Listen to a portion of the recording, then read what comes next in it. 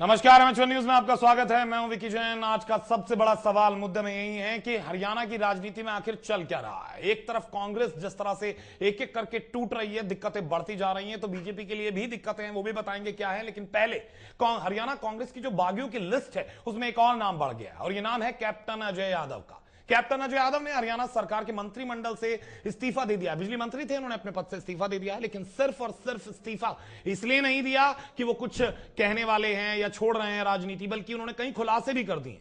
जहां उन्होंने सीएम साहब के खिलाफ गर्म तेवर दिखाए हैं, तो वहीं इस मौके पर उनकी दिली हसरत भी जबान पर आई है। लेकिन भले ही अजय यादव ने भेदभाव और क्षेत्रवाद का आरोप लगाकर अपनी ही सरकार के खिलाफ मोर्चा खोल दिया हो, लेकिन उनकी इस बात से विपक्षी भी इत्तेफाक नहीं रखते और उठा रहे हैं उनकी चुनाव से पहले नाराजगी पर सवाल।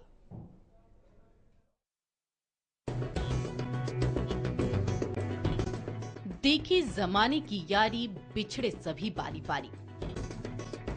हरियाणा कांग्रेस का आज कुछ ऐसा ही हाल हो गया है। इसे सियासत की मजबूरी कहिए या फिर मौका परस्ती का आलम।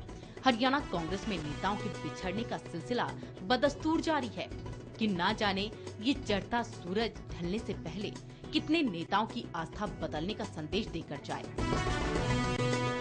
एक तरफ जहां पार्टी का कुनबा ताश के पत्तों की तरह तेजी से ढह रहा है, तो वहीं दूसरी तरफ कांग्रेस के कद्दावर नेता सिलसिलेवार तरीके से पार्टी को बीच भंवर में छोड़कर सत्ता विरोधी लहरों से जी जान से जुड़ने की कोशिश कर रहे हैं।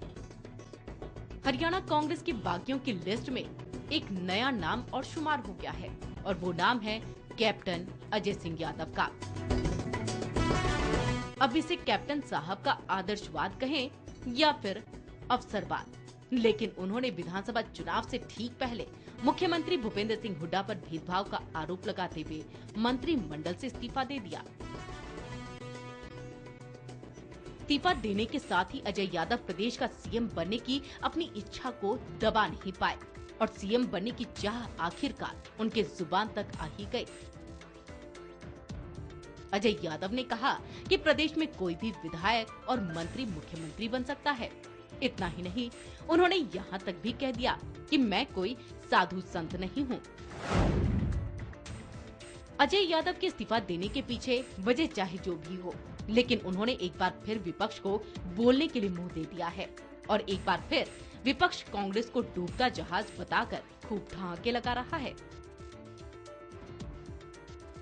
एक तरफ जहां बीजेपी के अंबाला से लोकसभा सांसद रतनलाल कटारिया ने बिजली मंत्री के इस्तीफे को नौटंकी बताया, तो वहीं दूसरी तरफ मुख्य विपक्षी दल इनेलो के प्रदेशाध्यक्ष अशोक अरोड़ा ने तो अजय यादव के इस्तीफा देने की टाइमिंग पर ही सवाल उठा दिया।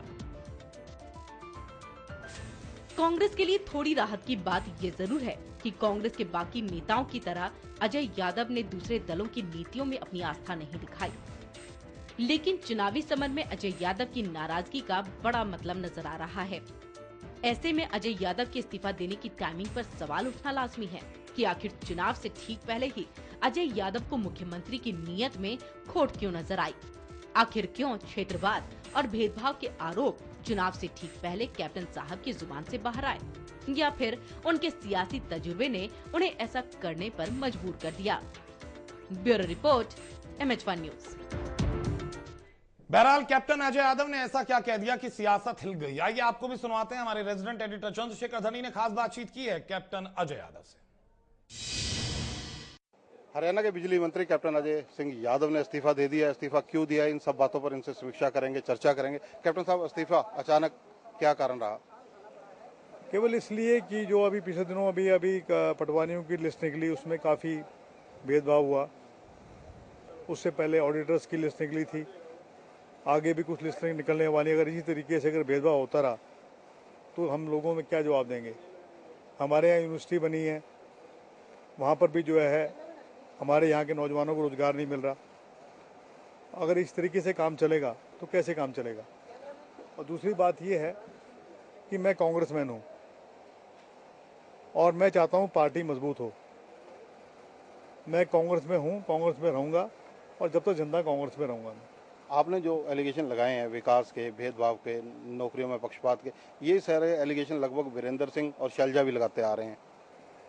हाँ ठीक है, सबको साथ लेके चलना चाहिए ना। वीरेंद्र सिंह और शैलजा भी सीनियर लीडर्स हैं, सबको अगर साथ लेके नहीं चलेंगे तो काम कैसे चलेगा। सबको साथ लेके चलना पड़ेगा। कोई एक आदमी से पार्टी नहीं चलती है। कहीं ना कहीं आपका जो आरोप है ये है सरकार पर कि मंत्रियों की चलती नहीं है, बिल्कुल अधिकारी अपनी मनमानी से लगाए जाते हैं। मैंने ये नहीं कहा कि मंत्रियों की चलती भी है, लेकिन ब्यूरोक्रेसी हावी है। अभी जो राइट इन्फॉर्मेशन के अंदर जो लिए गए हैं उसमें सारे ब्यूरोक्रेट्स लिए हैं, उसमें क्यों नहीं अपने कांग्रेस के कार्यकर्ताओं को लिया?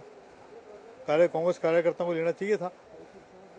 आपके विभाग में भी जो अधिकारी लगाए जाते थे, आपका आरोप है कि आपसे बिना पूछे लगाए जाते थे। सीधा वहां से निर्देश मिले कि इसको एक चिट्ठी आ गई, उसको बनाना है। मेरे पास फाइल गई भी नहीं, उससे पहले उसको अपॉइंटमेंट लेटर दे दिया। आप 1987 में पहली बार विधायक बने थे, लगातार कांग्रेस में हैं, आपके परिवार भी कांग्रेस में रहा है, क्या अब कांग्रेस छोड़ने का इरादा है? कोई सवाल पैदा नहीं होता। कांग्रेस में हूँ, कांग्रेस में रहूंगा, कांग्रेस छोड़ने का सवाल पैदा नहीं होता। बेटे चिरंजीव के लिए कोई राजनीतिक महत्वाकांक्षा? कोई महत्वाकांक्षा नहीं है। वो टिकट के लिए अप्लाई उसने किया है, अगर लड़ेगा, पार्टी टिकट देगी तो लड़ेगा, नहीं तो मैं लड़ूंगा इलेक्शन। क्या मुख्यमंत्री के दावेदारों में आप भी शामिल हैं? नहीं, वो तो प्रदेश का अध्यक्ष रह चुका है, NSUI में रहा है, उसका अपना हक बनता है। वो टिकट मांगता है, वो मांगे। प्रदेश में मुख्यमंत्री का ताज क्या आप भी चाहते हैं?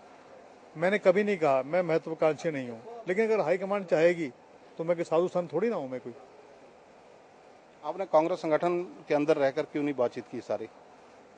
अब आप आगे तो आपसे फिर बात भी करनी पड़ती है।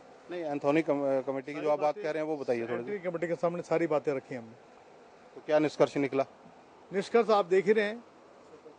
देखिए, कुल मिलाकर अगर कहा जाए तो जो कैप्टन अजय यादव हैं इस वक्त पूर्णतः उपेक्षा का शिकार हैं और खुले रूप से आरोप लगा रहे हैं कि सरकार में जो नियुक्तियां होती हैं कैसे होती हैं, सारा वो पर्दाफाश कर रहे हैं। कैमरामैन अमर सिंह व अपने सहयोगी संजीत व अनिल के साथ चंद्रशेखर धरनी, MH1 न्यूज, चंडीगढ़।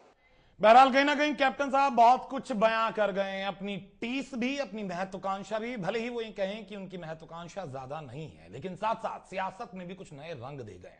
इस सियासत के रंगों पर चर्चा करेंगे। हमारे साथ मेहमान भी हैं। हमारे साथ कांग्रेस के लीडर जयप्रकाश जी मौजूद हैं फोन लाइन पर, साथ साथ असीम गोयल जी हमारे साथ मौजूद हैं स्टूडियो में, साथ साथ चंडीगढ़ से भी कांग्रेस के नेता हमारे साथ जल्द ही जुड़ने वाले हैं, उनसे बात करेंगे। असीम जी, आपका पहले बहुत बहुत स्वागत है MH1 न्यूज में। असीम जी से चर्चा करें उससे पहले एक छोटा सा ब्रेक लेंगे, ब्रेक के बाद वापस आएंगे, इस चर्चा को आगे बढ़ाएंगे।